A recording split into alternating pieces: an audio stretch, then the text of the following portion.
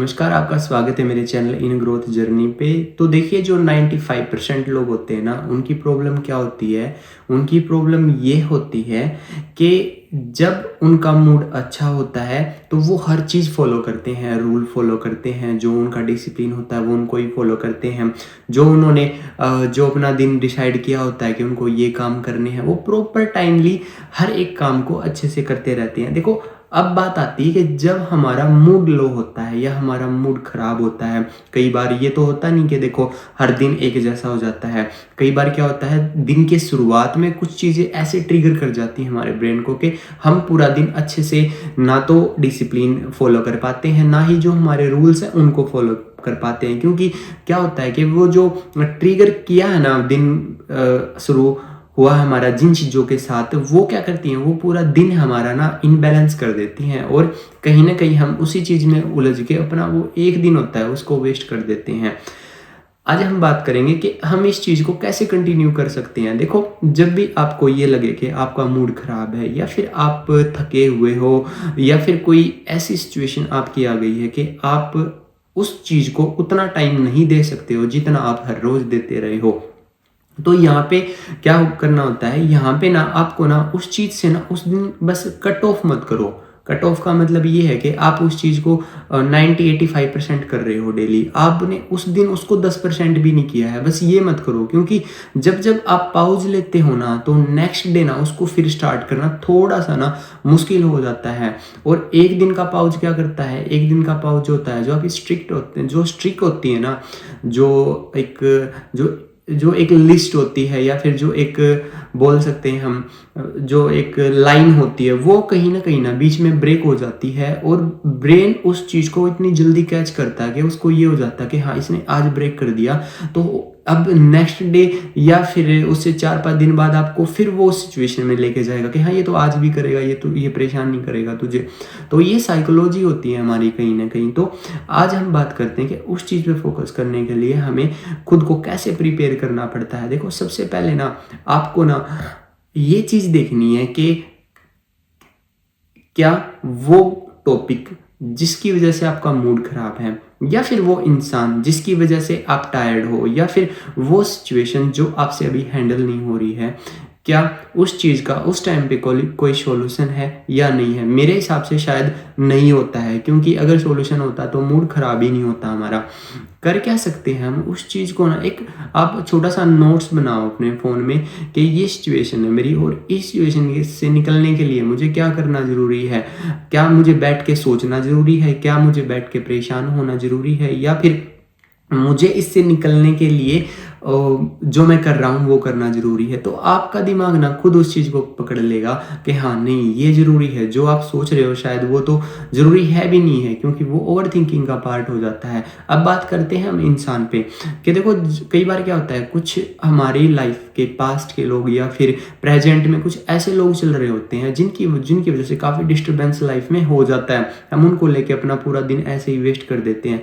आप ये देखो कि वो इंसान है भी ज़रूरी या नहीं है ज़रूरी, बिकॉज वो इंसान ज़रूरी नहीं है। आपके गोल्स इतने इंपॉर्टेंट हैं कि आपके लिए, देखो, जो चीज़ आपको परेशान कर रही है ना, मे बी वो इम्पोर्टेंट हो भी सकती है, नहीं भी हो सकती है। पर मैं एक चीज़ मानता हूँ, देखो, जिस चीज़ से आप, एक होता है परेशान होना, हाँ ठीक है, फैमिली वाले हैं, फैमिली मेम्बर्स हैं, हम उनको लेके थोड़ा सा परेशान है, सिचुएशन थोड़ी अगेंस्ट है हमारे, वो चीज़ अलग बात है। उसको वो भी लेके आपको अपने डिसिप्लिन को ब्रेक करने की ज़रूरत नहीं है। आप ये देखो, क्या डिसिप्लिन ब्रेक करने से वो सिचुएशन ठीक हो रही है, क्या वो इंसान बदल रहा है, क्या वो इंसान ठीक हो रहा है, क्या उस इंसान के अंदर कुछ चेंजेज हैं। आप देखोगे नहीं, कोई भी चेंजेज नहीं है।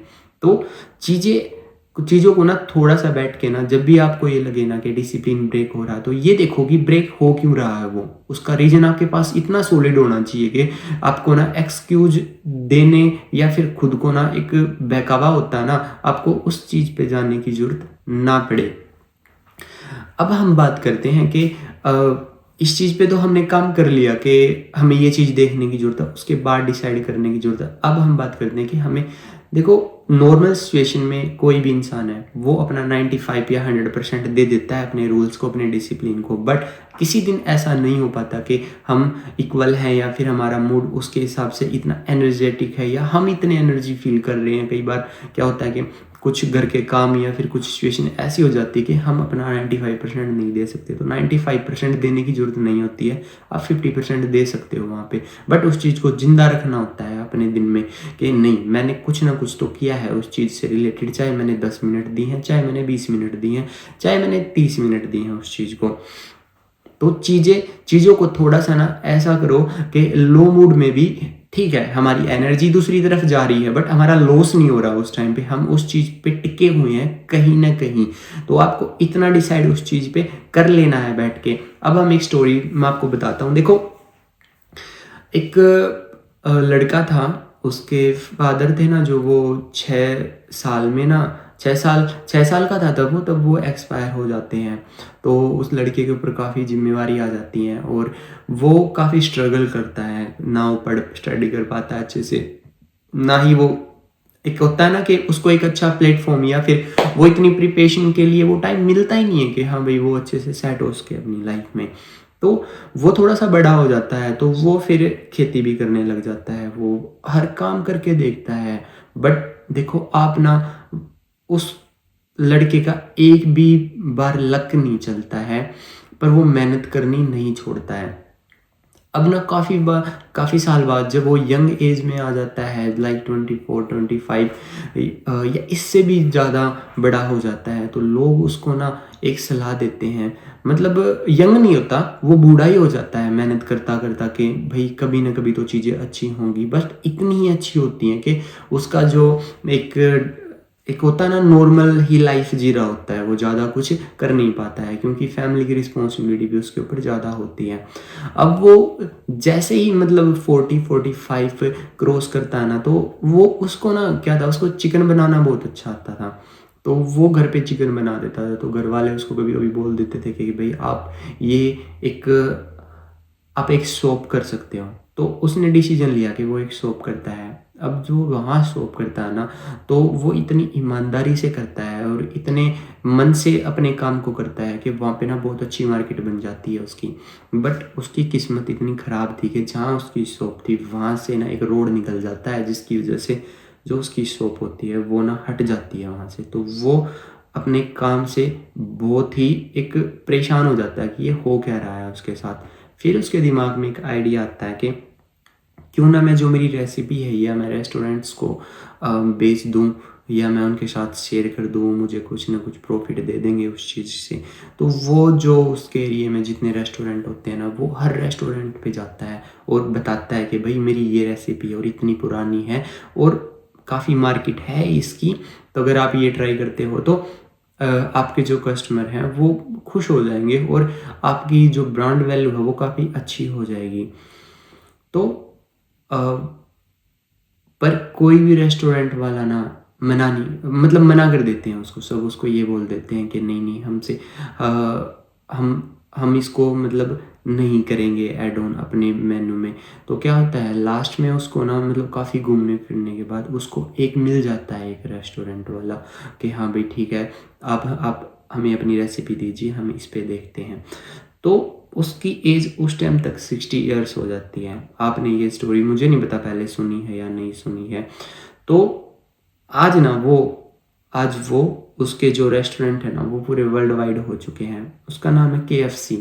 आपने सुना होगा KFC वाला जो है, जो वो काफ़ी बूढ़े हैं, उसकी फ़ोटो उनकी फ़ोटो भी लगी हुई है उसमें। तो वो ये जो स्टोरी है ना ये वहीं से क्रिएट हो रखी है। तो इस स्टोरी का जो मोरल है ना, मोरल ये जाता है इसको कि देखो आप कोई भी काम कर रहे हो, आपको काम ऐसे करना पड़ेगा कि आप बस उसको कर रहे हो, ये नहीं कि आपको करना पड़ रहा है। एक होना होता है चीज़ का, एक होना पड़ता है। देखो दो चीज़ होती हैं, एक तो इंसान आपके सामने अच्छा बनेगा, एक वो है दोनों में फ़र्क है। ऐसे ही आपको आप जो भी काम कर रहे हो ना उसमें इतने लीन हो जाओ, उसमें इतने हो जाओ कि बस ठीक है मैं अपने काम को करूँगा, बाकी जो चीज़ होगी वो डिसाइड, देखो वो तो वैसे भी होनी है। अगर आप उसमें अपना 100% दे रहे हो तो ये रहेगा आपको कि नहीं मैंने अपना 100% दिया है उस काम में, अब चाहे रिजल्ट्स अगेंस्ट हैं या साथ हैं। तो चीज़ों को ना थोड़ा-सा ना एक बोलते हैं ना एक ह्यूमैनिटी के नज़रिए से भी देखना स्टार्ट कीजिए। देखो एक चीज़ मैं आपको बताता हूँ आज, पैसा मनी है ना, जो मनी के कुछ मुझे नहीं पता रूल हैं या नहीं है, पर मुझे लगा कि हाँ उसके हैं रूल कुछ। उसके रूल ये हैं कि देखो अगर आप पैसा कमाते वक़्त खुश नहीं हो ना, तो यकीन करो आप पैसा कमाने के बाद भी खुश नहीं रह सकते। ये चीज़ ना, ये बात ना बहुत बहुत ही मतलब एक अंदर से मन से निकली है कि आप पैसा कमाते वक़्त खुश नहीं हो, तो पैसा कमाने के बाद भी खुश नहीं हो सकते। तो इसलिए जो भी आपका प्रोफ़ेशन है, आप जिस भी फ़ील्ड में जाना चाह रहे हो, उसमें इतनी शिद्दत से जाओ कि हाँ, ये उससे जो आएगा ना मैं उसमें खुश हो जाऊँगा। और एक बार अगर आपने अपना पैशन फ़ॉलो कर लिया ना, तो पैशन आपको खुद पैसा देगा। आपने सुनी है ये चीज़ कि आपका एक पैशन है कि नहीं, आपका पैशन है बोलना है, आपका पैशन है, आपका पैशन किसी की केयर करना है, आपका पैशन सिविल सर्विस से लेके है कि नहीं मैं उस लाइन में जाके और मैं जो मेरे से प्रोवाइड होगी जो सर्विस मैं वो लोगों को वो करूँगा। तो पैसा खुद आपको फॉलो करने लग जाता है, तब आप अपने पैशन में जीना स्टार्ट कर देते हो। तो आज का कॉन्सेप्ट हमारा यही था। होप सो आपको ये वीडियो अच्छी लगी हो।